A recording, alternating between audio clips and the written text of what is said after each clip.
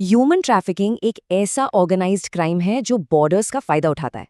तो सवाल ये है, रेस्क्यू मिशन आखिर होते कैसे हैं? बात सीधी है। तस्करी मानवीय गरिमा पर सबसे घिनौना हमला है। तो ऐसे अपराध से कैसे लड़े जो स्टेट बॉर्डर्स पार कर जाता है? असली मुश्किल ज्यूरिसडिक्शन की होती है। तो इसका हल क्या है? एक ऑफिशियल प्लेबुक जिसे भारत सरकार और यूएनओडीसी ने मिलकर तैयार किया है। ये है इंटरस्टेट रेस्क्यू प्रोटोकॉल। इसे बनाया ही गया था ताकि कानूनों की कमियों को दूर किया जा सके।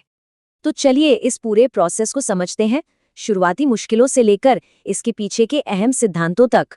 एक कामयाब रेस्क्यू ऑपरेशन से कहीं पहले शुरू होता है और इसकी बुनियाद है बहुत ही बारीक प्लानिंग। सबसे पहले दोनों राज्यों की पुलिस को मिलाकर एक जॉइंट टीम बनती है। फिर ये टीम मदद के लिए लोकल एनजीओ से जुड़ती है।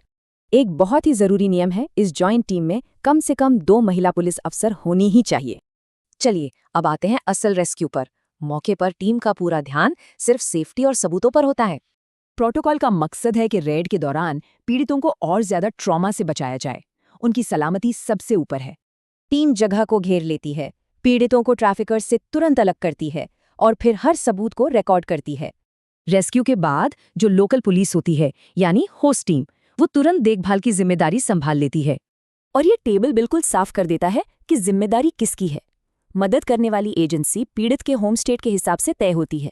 लेकिन ये प्रोटोकॉल सिर्फ नियमों की लिस्ट नहीं है। असल में ये सोच में एक बहुत बड़े बदलाव को दिखाता है।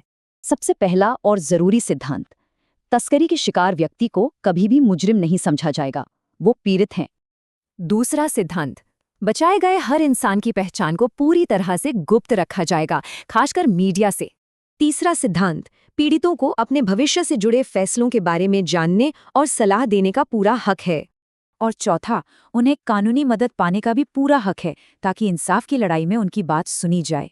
जाहिर है ये ह्यूमन राइट्स अप्रोच तभी काम करता है जब पुलिस, सरकार और सिविल सोसाइटी एक टीम की तरह काम करें। ये प्रोटोकॉल सिर्फ बचाने के लिए नहीं बना, बल्कि पीड़ितों की गरिमा लौटाने के लिए उम्मीद की एक राह दिखाता है।